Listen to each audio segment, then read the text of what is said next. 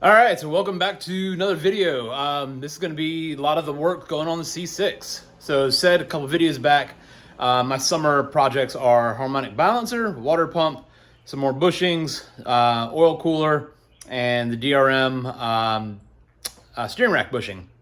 So this is part one of the actual work for those projects. I am going to be doing this in multiple different projects or multiple days.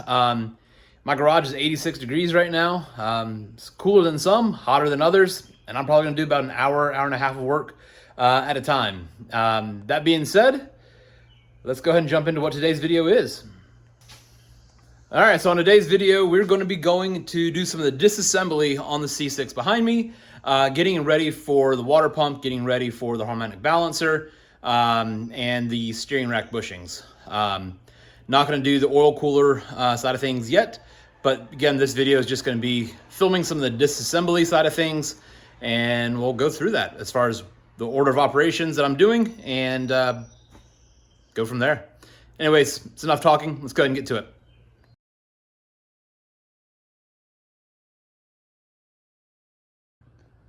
All right, so we got car in the air, battery is disconnected. And first step we're going to do is we're going to go ahead and take this intake pipe off in this air bridge. So 1, 2, 3, that's going to come off, and then we're going to go ahead and get the car a little bit higher and start disconnecting the fans. And fans go out the bottom.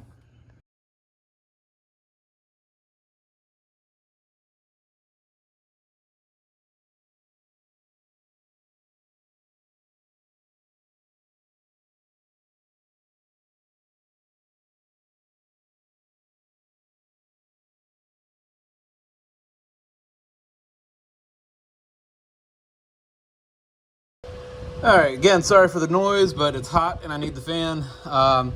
So that is clip on one side, that is clip on other, and I don't believe I should need to take that out. Actually, I probably do. So I'm gonna grab a 10 mil, pop that out, and then this is just gonna, whole thing's gonna slide up and out of the way. All right, so all of our 2 bolts, one on the low corner, one on the upper corner, those are out.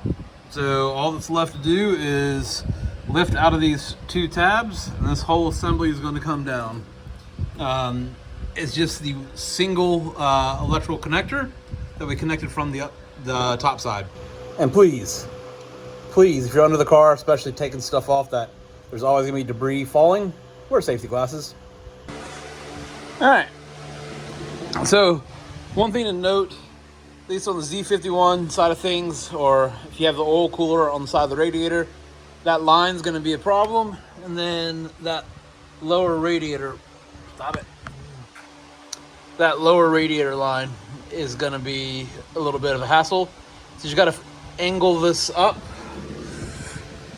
on a corner, and then you'll get it to drop down.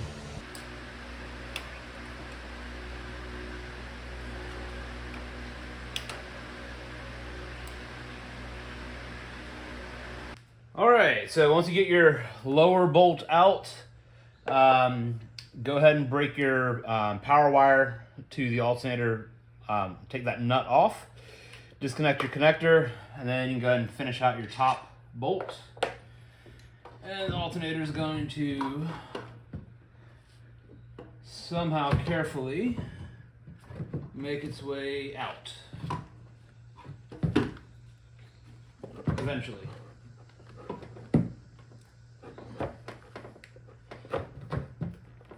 There we go.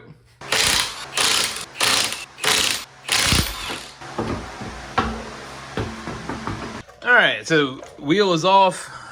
Next things we're gonna do, we're gonna go disconnect this tie rod, and then we're gonna go ahead and disconnect our sway bar, because that's gonna have to come down as well. So let's go ahead and jump to that.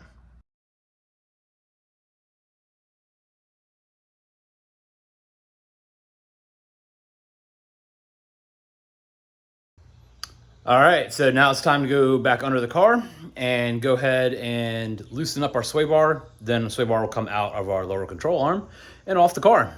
All right, so nothing special. Those 2 bolts are for the sway bar.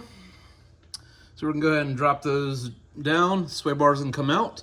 All right, so sway bar bushing is off. I just put the bolts up just again so I don't forget where they go. And this kind of gives you an idea of, this is just kind of held in place by those sway bar end links. So again, we're just gonna go ahead and take this down and out. It's gonna be a two-hand job. Not necessary, but I'm gonna go ahead and zip tie my radiator up to my my hood hinge, and just because I want this to be up out of the way. All right, so my car has that power steering cooler, which is there front and center. So I'm gonna go ahead and drop those two bolts, left side of the screen and right side of the screen, as well as that power steering line bracket, which is that middle one. So I'm going to drop those three, and then we're going to come over and get these two vertical bolts, which are for my ABS bracket. All right, so this is why the alternator's got to come out, to be able to get to that steering column bolt, pry the shaft back up to the right, back towards the center of the car. So right there, find something decent to pry on, and we're just going to push that back, and now we're free. You can see the shaft for the steering box, or for the steering rack, whatever it is. All right, so now we've got the steering shaft off. We've got those two lines that are underneath there, where the light's really bright on. Those two lines right there. You can go from the bottom and use a line wrench, or you can come from the top and use a crow's foot. Either one, it's gonna be perfectly fine. I'm gonna go ahead and break the bolts loose for the rack first, and then I'll get that line. So there you can see that first line's off, that second line's next. All right, so all four bolts for the cradle have been loosened, roughly some unknown measure. So I'm about to get the pry bar and use some popsicle sticks to help create a wedge to hold the subframe down. Hopefully be able to have some space to get the steering rack out. All right, subframe is lowered. All right, so it's been a long little bit. Dark outside. Actually had to call a friend over to help out. So thanks, Tommy, for your hand. As you can see, there is no steering rack in here anymore. So that is fantastic. It's here out on the ground. So if you're gonna do this on your own, a second hand is definitely helpful, or a second set of hands. I was pushing the rack out towards us while he was holding the brake lines out of the way. All right, so now that the steering rack is out, really just one step left before starting to pull the balancer. So where I'm gonna end the night is pulling the starter off and then throwing this flywheel lockout bracket on. Effectively, all that's gonna do is these teeth are gonna mesh with the flywheel, and that's gonna prevent the motor from trying to spin over while tightening or loosening the crank bolt. All right, so for those that are unfamiliar, starter's here on the passenger side of the engine. All right, so intermediate pipe or cat pipe to crossover is undone. Now we've got these two up there, and because they look nice and rusty, I am 100% going to hit them with a little bit of PB. All right, so got these bolts broken loose. I'm gonna go ahead and run them all the way off, and this cat will come clean off and give me a whole bunch of space. All right, so I did end up having to disconnect both sides of these, and then that spring clamp down there by my foot, I loosened those up just to get this pipe to be able to angle a little bit more, and that allowed me to get this cat out of the way. Now I've got all the space in the world to get in here and do stuff. So let's go ahead and get those two connector, or that one connector, and then those two All right, so once you get all those bolts off, your two connectors, then the starter's ready to come out. I'm gonna rotate it and then undo that connector just so I can get my hand up there easier. But yeah, the whole starter's gonna come out. All right, so as you can see, starter is now out. So if you're just doing the starter, now's the time where you put your new one back in. Go ahead and hit your connector back to the starter solenoid, your top two wires. All right, so for my case, since I'm doing the damper, this little bracket, you can see how these teeth are gonna line up and mesh with this. That's just basically gonna prevent the motor from spinning over.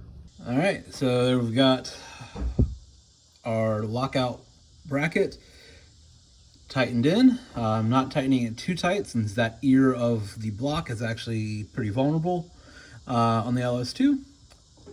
So yeah, now that's done. Next thing to do is to come up here and tackle that guy. All right, so now that the starter's out of the way, I got the flywheel lock off bracket on. So now we're at that point. It's time to go ahead and get that 24mm deep well socket, the Milwaukee 1/2 inch on full chooch, and let's go ahead and get this factory bolt out, and then we'll move on to the balancer puller.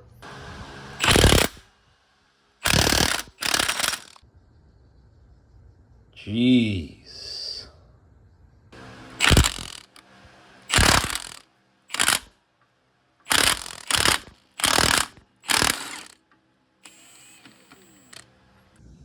Well, I hope to God this is not the rod that I need, because that's a bit bent. It got collapsed.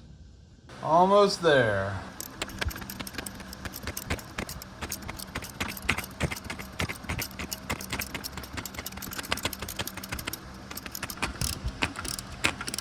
All right, that's it. All right, so old balancer is off. And none of my indexing lines ever shifted, but this area down here has made me nervous. That area.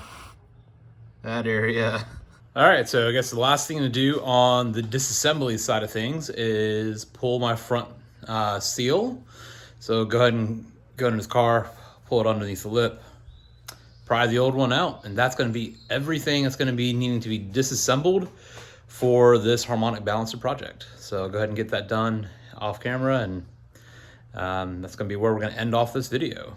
Anyways, I know this is probably a bit of a long video and a lot of rambling, a lot of different shirts, a lot of different bursts of work, but please consider giving it a like or a comment or something of that nature to help drive a little bit more traffic. Much appreciated. Thank you, everyone.